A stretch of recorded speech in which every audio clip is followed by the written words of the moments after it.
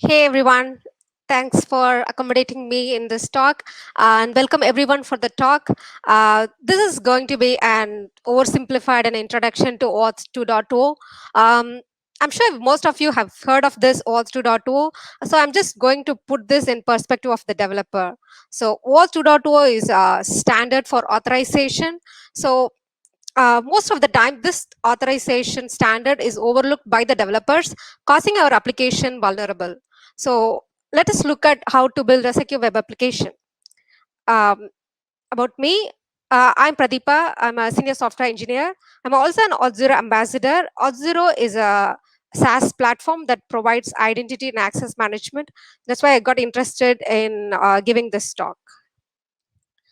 So let us look at the agenda for today. This is a very short agenda. So I'm going to talk about what is OAuth 2.0 means and what problem does it actually solve. And there are some key players in OAuth 2.0. So we are going to identify the roles and one of the authorization flow or how we can secure and how we can secure an application using one of the authorization flows. Probably I'll take a web application because most of the web applications are using OAuth 2.0, but there are other applications that are using the OAuth 2.0 authorization flows. Um, we are going to talk a lot about authorization, so I'm just going to give you an analogy or a real-time scenario where, in day-to-day life, how we are encountering authorization. So this is a gantry reader in a railway station. All the gantry reader needs is an ticket. When you tap in the ticket, the reader reads the ticket and then gives you access to the platform. So in this case, the gantry reader does not verify our identity, does not check whether it's your this is some person or this is the age of this person. It doesn't try to verify the identity. It just verifies whether you have the token or not. Having the you're having the ticket or not. So once you have the ticket, you gain access to the platform. Uh, Sometimes authorization is like confused with authentication. So in terms of web application, I want to say, like, when you want to log into a web application and you have to identify yourself with your username and password, that is authentication. But OAuth talks authorization. We have seen some Prime videos or some plus videos. You will be authenticated to the platform, but you will not have the privilege to access some videos. So that is authorization. And what problem of authorization does OAuth solve? And what is the authorization this OAuth talking about? This is one scenario which was already there before OAuth standard was available. Um, we have all heard of Yelp application. The Yelp application is asking us to share the Gmail ID and password. If you look at this, this is like this is the password you wanted to log into your Gmail, so that Yelp can send an email on our behalf. This is like a high level of trust we have to do Yelp, because if you share your Gmail ID and password, Yelp can access more than just your email ID and contacts. But how else we can authorize Yelp to send an email?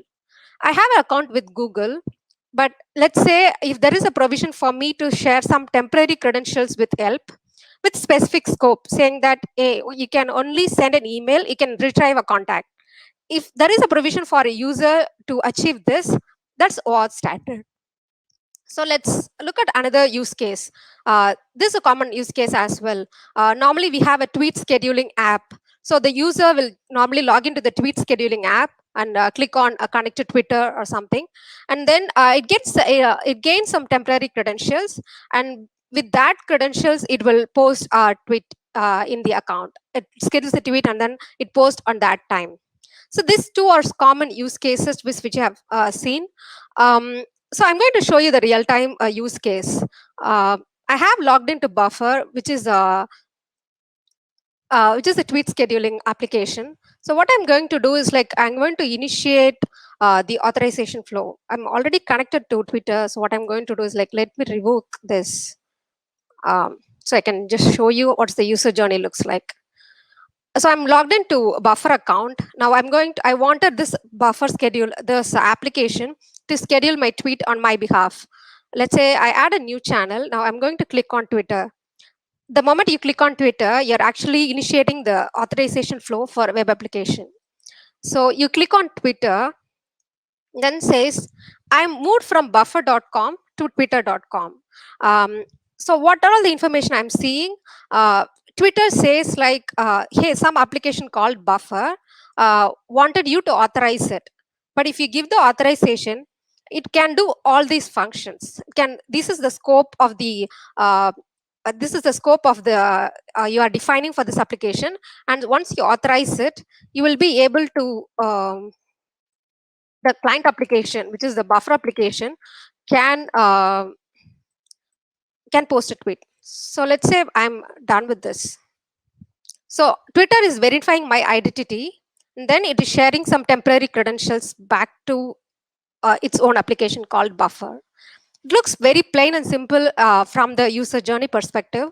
Let's say, for example, there was some malicious application or some extensions running, and the temporary credentials is being hacked by that application.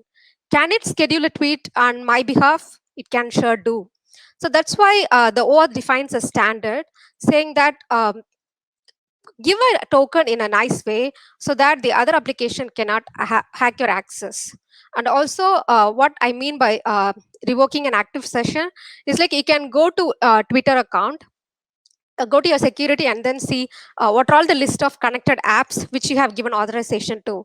Let's say you don't want to use buffer anymore, you don't want to have a standard authorization, standing authorization, you can just go to the account and then remove the access. So that's plain and simple. um, so when I mentioned the temporary credential, the one I am highlighting in red color, that's the temporary credential. We call that as an access token because it gives you access to access your resource or post a tweet. So the buffer application ideally would make this API call, like a REST API call, and add this access token in the header. This token does not say that, hey, this token should be used by only this application. No, it doesn't say anything. That's why we have to protect this token and we have to exchange the token in a secure way. So we have seen like we have named them so far we have been talking in terms of Twitter and buffer and tweets, right? So actually these have a specific name in OAuth 2.0 terminology. The user is called the resource owner. So I'm the owner of the credentials, so I key in my username and password, so I'm called the resource owner. It's not necessarily that the resource owner should be an actual user. It can be a server also. Mm, and buffer is called a client here. The client is the one which is trying to access the protected resource, which is going to which will use the access token in the temporary credentials. Like in our Yelp case, Yelp is our client. So in this case, buffer is the client. What is an authorization server? It is the server where I hold the account. The resource owner is having the account where my credentials are managed. So in this case, it's Twitter. It can be Google or Facebook or anything. Any server that is capable of issuing tokens to third-party server is called authorization server. What is a resource server? The name suggests that it's a server that is protecting, that is hosting our resource. In this case, a tweet, or it may be a Facebook post. Anything can be a resource. So this is a protected resource which needs an access token to be received. So I'm going to show you a simple flow of grant flow, like how this authorization flow should occur so that you can retrieve the access token successfully. But there are multiple steps. The OAuth standard suggests that depending on your application type, these are all the steps you have to perform to get your access token so that it, I wouldn't say it cannot be compromised, it would be difficult to compromise. So I'm going to show you one flow. um, I have it here. Let me show you this. So let's say buffer is starting to work, right? Let's trying to develop the application called buffer. So what it does is like buffer will go to the Twitter authorization server and then say like, hey, I'd like to work with you. And then it says like it registers with a Twitter developer account and gets a client ID and client secret. So this is the first step. And then the next step onwards, the application is available now. So I'm the user now. I'd say like I'm telling the buffer application to schedule my tweet. In this case, I intentionally draw this line as a dotted line because everything is transparent and is happening via browser, and none of the I mean, any information that should be shared across this channel should never be a secure one. You should not share your client secret or password during these transactions. So what I'm going to do is like, so as I mentioned, this we have seen in the user journey. I'm going to say schedule my tweet in the buffer application. So buffer says like happy to, but I don't have access to your Twitter account. You know what? Let me redirect you to the Twitter. But since you're coming from my application, I'll give you some information like this.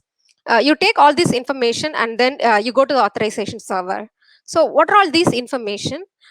Remember we saw the consent screen where the list of functionalities that the client can perform that the Twitter showed me. So the Twitter has to prepare that consent screen. So if you remember that the consent screen had the application called buffer, so I need to send the client ID and then the list of functionalities I can perform, the scope. And remember when we completely authorize the consent, it redirects back to us the buffer application, right? So I need to send that information as well. Like after this, all these exchanges are happened, you redirect me back to this. But then I know that this is not a secure application, so I'm not going to ask for access token. So give me something called authorization code. We will deal with getting access token later. So now the user is directly um, talking to the Twitter authorization server. This page we saw, this is the consent page. Again, this is an browser. So this authorization is saying, hey, buffer application is asking for access. Do you want to authorize it? And it shows the consent screen. So these are all the information which received from the buffer, right? The client ID, scope, and redirect URL. So all this information are now available. The user says, okay, yeah, I agree. I know this application. I'm the one initiated it, so I'll agree to this. So once the consent is happening, the authorization server know where the redirect should occur. So what happens, it based on the redirect URL, it will redirect back to the buffer application. So all it has is a code for now. Buffer application cannot schedule a tweet, or I cannot call the REST API with this code. So what it does is like, you know what, I have a backend which is a secure server. So let me pass this code to the secure server. So it just passes it. And from now onwards, if you see, this is not a dotted arrow anymore. This is protected, this channel is protected. This is two servers talking in the backend. So let's say this backend server can be a Node.js server or a Spring Boot, your IBM application server, and it could be anything. So yeah, processing logic can sit here. You can have your own client ID and client secret and everything. And this channel is super secure. No one can intercept it. So now the Twitter buffer application, remember in the first step, it got the client ID and client secret. It will pass through this so that the Twitter server knows that this is the genuine application that is requesting the access token. So this part is an important step for validating before we are handing over the access token. So this is the authorization code we received in the first step. So what it does is like, it verifies everything. If everything checks out okay, then it returns the access token. So all I need is an access token. The buffer application is happy. So what it does is like, it makes an API call to the Twitter API server with access token, and then the tweet happens successfully. Uh, this code grant, this flow is called authorization code grant flow, which is commonly used in web applications. The name is because you are exchanging code for token. In this case, if you look at it, you're asking access token, but then you are giving code. The code which we received from the front end, you are exchanging it. This is not the only authorization flow available. Based on our application infrastructure, there are defined steps. So I hope you understand how the buffer application would have securely accessed it. So I'm coming back. Yeah, so as I mentioned that we have different kinds of grant flows. So I'm just mentioning the web application, but we have, this is a brief summary of the entire stage. I explained in stages, but this is the whole summary. We have something called client credentials flow where there is no user at all. So you don't have to go through extra step to exchange your code for a token. You can directly get a token because it's all running in a dedicated backend server. So this is a summary or a you can say a cheat sheet. So OAuth kind of says like, if you are using this kind of application, you use this kind of flow. So in the authorization code flow is the one which we saw with Pixie, meaning that instead of sending a static secret, you can generate a dynamic secret and then you can exchange it to the authorization server. So this is the summary. Some terminologies I used, maybe we don't know. I mean, this is the OAuth terminologies which we used during the user journey. Scope is the permission, redirect URL is the return URL. Response type is, you can either ask for code and then it can exchange it for a token. This is the, client ID and client secret is used to identify the client. And finally, we got the access token. Refresh token is something when the access token is going to expire, we can also request authorization server to give a refresh token in addition. So you can keep the session live. You don't have to go back to the user to get the consent again. That's not a, I mean, it'll be frictionless. So this is the references I have referred through. You can play using the developers.google.com.playground.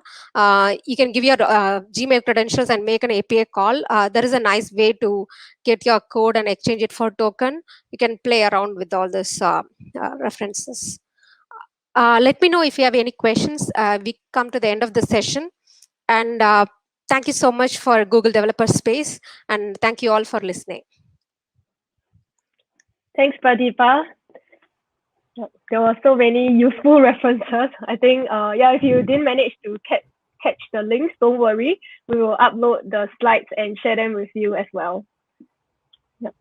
And remember to leave your questions. I think there's one question that just came in. Let me just flash it up on screen.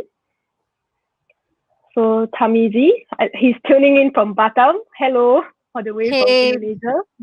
He asked, how do you handle if the token has been expired? Is there any refresh method? Usually when you get an access token, it comes with an expiry. So normally what we do is like, when we get to the authorization server, we get an access token and a refresh token. So when you make an API call, you get access, your access token is expired, then you can use your refresh token. You send it back to the authorization server directly and get a new token, and that can live for brief amount of time, and then you will get a new refresh token. So this is to keep your session alive for so long. Thanks, Pradheepa. We also have some questions from the audience during registration. Maybe we can pull some of them up. Sure. Yep. So one question came in. What are some use cases and any challenges you faced when implementing them? So use case is very simple, which is the one which I showed you, like scheduling a tweet. If you are trying to access any protected resource, I'm sure you would have seen many REST APIs protected with OAuth 2.0. The most common use case is like I showed you, managing all the social channel together, like Buffer. They'll post you on Instagram, they'll post you on Facebook. So that's most common use case. And sharing your Google Docs, for example. So sometimes you have to share Google Docs with others through an application, which will list all your latest updated information together. So that's the most common use case. The challenges, I would say, it depends on the application which you want to develop. For example, like I mentioned, right, we have to maintain an active session, but we have. What happens is, like, let's say you wanted to get a long-lived token. Like, let's say I get an access token for the one whole day, so you don't have to refresh it, right? That looks like a better scenario because you don't have to keep refreshing it. But if someone gets hold of this token, then they can keep it and use it for the whole day. So it's based on the security compromises which you have to make. So ideally, what do you call, OAuth standard does not say like how long you have to keep the access token alive or how long you have to keep the refresh token alive. So it depends on us, the developers, to find a good compromise between how long do we have to go for a refresh token. So yeah, that's finding the right amount of time to have a refresh token on your live session. That's the challenge, I would say.